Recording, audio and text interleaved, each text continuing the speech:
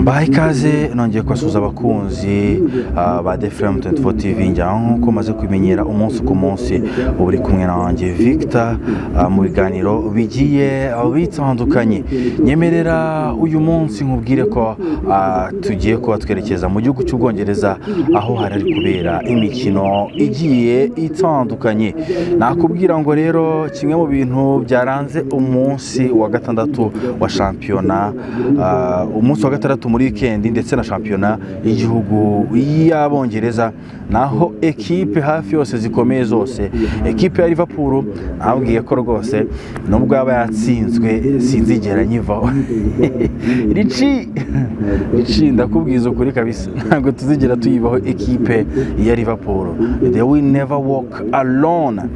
Ekipe ya Liverpool rero, ekipe ya Crystal Palace imaze kwibera bet noire kubera ko umugoroba watambutse ekipe ya Liverpool yaje kuza kubikubitwa ibitego 2-1. By'umwihariko abenshi baravuga ati ariko se noneho ekipe ya Liverpool bigenze gute ko ubundi ibintu bitari bisanzwe. Yaje kuza kuba rero itsindwa bigoranye, ariko ikipe ya Liverpool imaze igihe ubona ko itsinda mu minota ya nyuma, itsinda ubona bigoranye. Byaje kuza kuba rero bikoraho cyane cyane ko uwitwa Klopp najyaga avuga ati ekipe ya Liverpool hari igihe itsinda bigoranye, ariko ntibazigere bibwira ko umunsi ku munsi bizakomeza kuba bigenda gutyo. Gusa agahigo ko iracyakomeza kuba yagakuraho. Uyu ni umukino ugera nko kwa 43 yinjiza igitego mu mikino yose ya Premier League.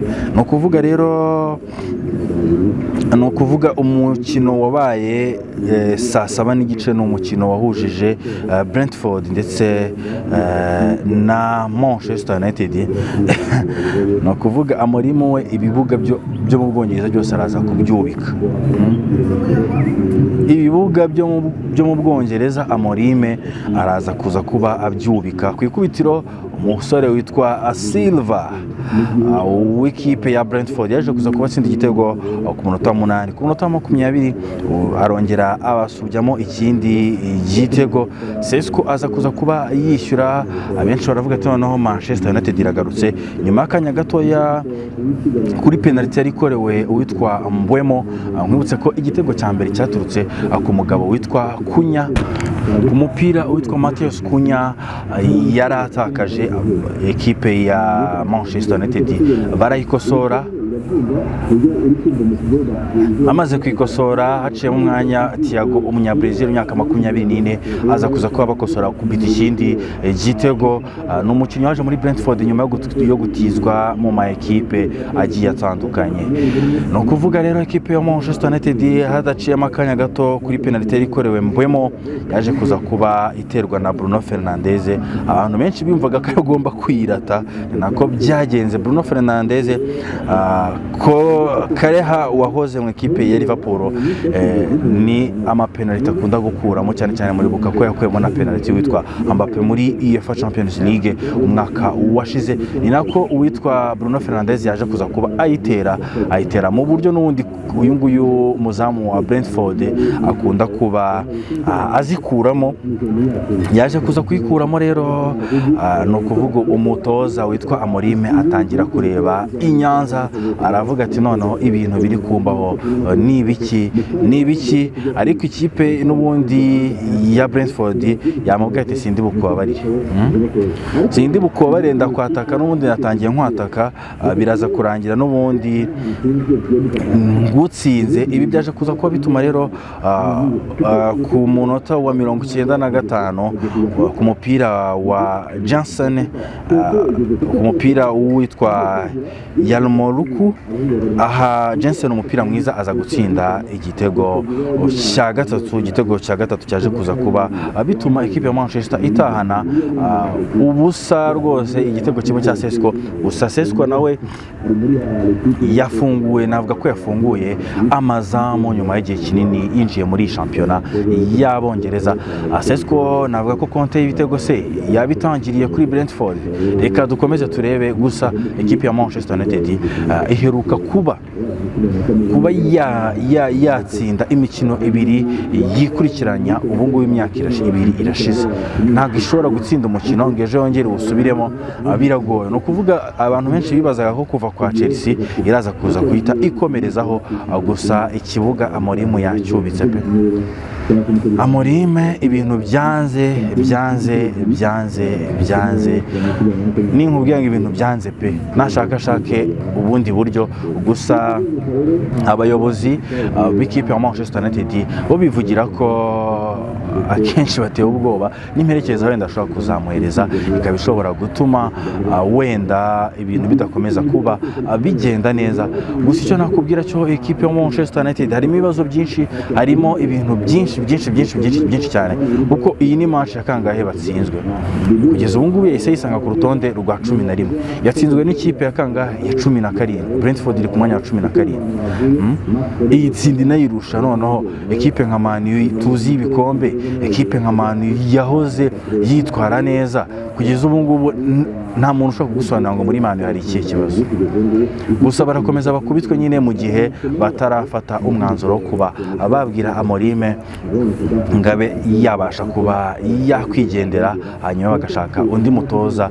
Gusa icyo nakubwira cyo Brentford yakinaga systeme ya 4-3 mu gihe umugabo witwa Amorim yanze guhindura ibitekerezo bye. Iyi ni match rero yabaye muri weekend. Gusa nkubwiye wenda nk'abakinnyi bari babanjemo ku ruhande rwa Manchester United, nakubwira ko ku ruhande rwa Manchester United line up yari yabanjemo umugabo witwa Barayandiye Bayindile, umwe mu bazamu bakoze amaseva akomeye cyane mu gice cya mbere, dore ko ikipe ya Brentford yari bamereye nabi. Kuri kabiri Delight Maguire, kuri mu mutima defense na Lukshaw, hanyuma mu kibuga hagati yari gukinisha uwitwa Dorugu, hanyuma Bruno Fernandes, hanyuma Ugarte ndetse na Daro, hanyuma uwitwa Mbeumo mu bataka imbere ku ruhande rw'ibumoso, ndetse na Kunya bakatakisha umusore witwa Asesco. Iyo ni line-up yari yabanjemo uwitwa Amorim. Ikipe tutari buze kuza kuba dutindaho rero ni Manchester City, ikomeje kugaragaza ko uyu mwaka irashaka igikombe. Yaje kuza kuba itsinda ibitego 5-1. Ibitego 5-1 rero ni byinshi cyane. Gusa nkunyuriyemo kubagiye babitsinda, nakubwira ngo ikipe ya Manchester City. Gusa mbere ko nkomeza ku ikipe ya Manchester City, ikipe ya Chelsea yongeye gukubitwa na Brighton ibitego 3-1. Maresca intebe sigiye kumushyuhana. Ini match ya kangahe adatsinda. Gusa uwitwa Choroba muri uyu mukino yaje kuza kuba ahabwa ikarita y'umutuku ku munota 53. Sinzi ikintu Chelsea iri gupfa n'amakarita y'umutuku. Gusa igitego cya mbere cyaje kuza kuba gitsindwa ku ruhande rwa Chelsea, gitsindwa n'uwitwa Fernandes. Hanyuma nyuma y'agace kakawe, nyuma y'ikarita y'umutuku, ikipe ya Brentford yabatatse koko. Uwitwa Daniel Beck bakubita igitego cya mbere cyo kwishyura, hanyuma uwitwa Dakuyupa ndetse na Daniel Beck n'umukino wari wamuhiriye cyane ko yaje kubabonamo ibitego 2 byose. Ibi rero abenshi bakavuga ati se Maresca ubu ngubu intebe sigiye kuba yamushyuhana. Undi mukino wari wabaye kuri uyu munsi ni umukino wahuza ekipe ya Liverpool na Crystal Palace.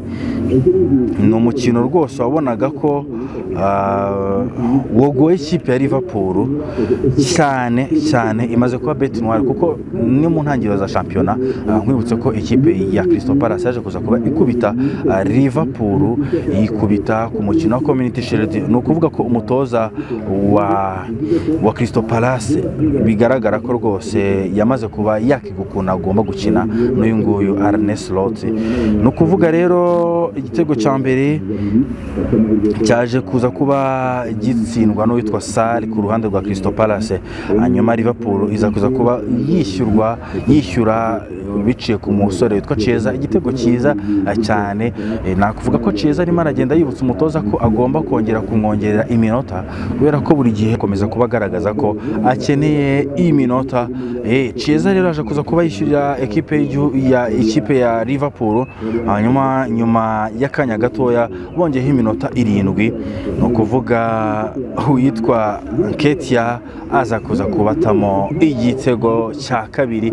Uyu musore witwa Nketiah rero mbibutse ko yahoze muri ekipe ya Arsenal, nuko Liverpool itaha isoni izayishe uko ekipe nka Crystal Palace kugira ngo kagukubite, nuko rwose uba wajenjetse. Kugeza ubu ngubu ntavuga ngo urutonde ruracyayobowe n'ikipe ya Liverpool ikurikiwe na Crystal Palace ndetse n'amanota 12. Arsenal iraza ku mwanya wa 10 mu gihe itarakina, hanyuma Chelsea iraza kuza kuba iri ku mwanya wa 8. Manchester United yagiye ku mwanya wa 14 kugeza ubu ngubu, mu gihe ekipe yayisinze ya Brentford yazamutse ikajya ku mwanya wa 13. Ni ukuvuga rero ya nama match aba yagiye aba ariko by'umwihariko Leeds United yaje kuza kubinganya na FC Bournemouth. Manchester City ikubita ibitego byinshi cyane, Haaland umeze neza cyane, umva gutsinda we ntahagarara. Ikipe ya Burnley ihagarariwe n'uwahoze ari kapitene wa Manchester City Kyle Walker yaje kuza kuba itsindwa by'umwihariko ibitego 5-1. Igitego cya mbere cyaje kuza kuba gitsindwa na Esteve, hanyuma Nunes ku mupira yarahawe na Haaland atsinda igitego cya kabiri, hanyuma Esteve aza kuza kuba atsinda igitego cya gatatu, Haaland aza kuza kuba ashyiramo igitego cya 4 ndetse n'icya 5 muri uyu mukino. N'umukino navuga ko uwitwa Haaland yitwaye neza cyane. Haaland umaze kumenyera uburyo Pep Guardiola amushakamo. Haaland rero iyi ni match ya kangahe atsinda yikurikiranya kuva yava mu ikipe y'igihugu, amaze kuba yayitsindira ibitego bihesha qualification kuzaya mu gikombe cy'isi. Yaje kuza kuba akomereza muri Man City, ntasiba guhagarara gutsinda. N'umusore rero ubona ko wagarutse mu bihe bye byiza cyane, ndetse na Badoku ubona ko nk'igitego cya 4 niyo wamuhaye pase. Ni ukuvuga rero ekipe ya Manchester City bihombeye Burnley itaha imbubute, hanyuma Nottingham Forest yaje kuza kubitsindwa na Sunderland igitego 1-0. Ekipe ya Sunderland nakwibutsa ko ije mu cyiciro cya mbere ivuye muri Championship mu Bwongereza. Tottenham iza kuza kubinganya na Wolves ku gitego cy'uwitwa Parinya rero navuga ko ari diru Tottenham yakoze, kuko nyuma ya haviriye muri Bayern agasinya na Tottenham, urabona ko akomeza kuba yitwara neza.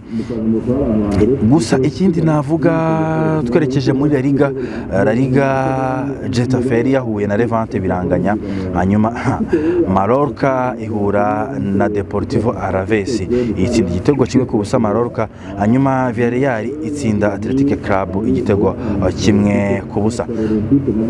No kuvuga rero umukino nashaka kugarukaho no mukino waranze Atletico de Madrid ndetse na Real Madrid.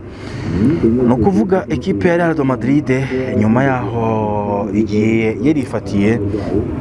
yarifatiye ama ekipe nka Atletico de Madrid ikayikubitira kuri finali inshuro 2. No mukino ndaza kuza kubangarukaho ubwawo ku giti cyawo.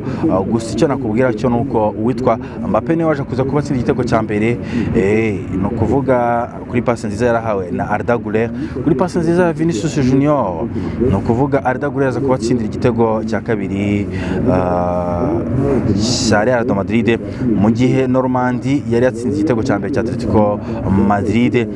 Hanyuma rero kuri penalty kuri penalty no kuvuga Vare yaje kuza kuba inanga, ariko uwitwa Sorloth ukomeza kuba abwira Diego Simeone akamubwira ati ujye umpa iminota ubundi nkwereke utuntu nikorera. Igitego cyiza cy'umutwe aza kuza kuba yishyura igitego cya kabiri. Hanyuma rero uwitwa Julian Alvarez kuri penalty aza kuza kuba abonera Atletico de Madrid igitego cya gatatu. Hanyuma Julian Alvarez nyuma yaho yaje kuza kuba atera penalty nziza umusore Thibaut Courtois ntiyamenye ukuntu byagenze, yashidutse inshundura ziri kugenda zimuhamagara. Hanyuma Julian Alvarez abona igitego cya kane. Nyuma yaho yari atsinze penalty nziza, atsinda ndetse na kufra nziza. Julian Alvarez uri kugaruka mu bihe bye cyane. Benshi bavuga ati Man City yakoze ikosa ryo kuba wakirukana uyu mukinnyi.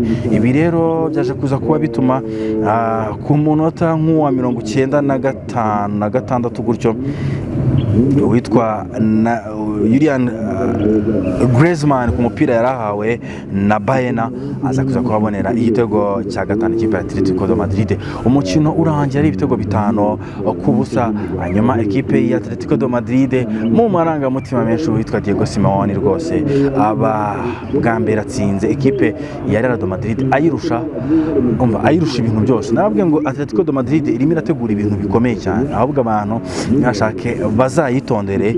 Atletico de Madrid imeze neza. Atletico de Madrid ni ekipe ubona ko izatanga akazi kugeza ubu ngubu. Navuga ko urutonde rwa shampiyona hano muri La Liga, Real de Madrid iracyayoboye n'amanota 18, mu gihe Barcelona itarakina ifite amanota 16. Hanyuma Atletico de Madrid ku mwanya wa kane n'amanota 12.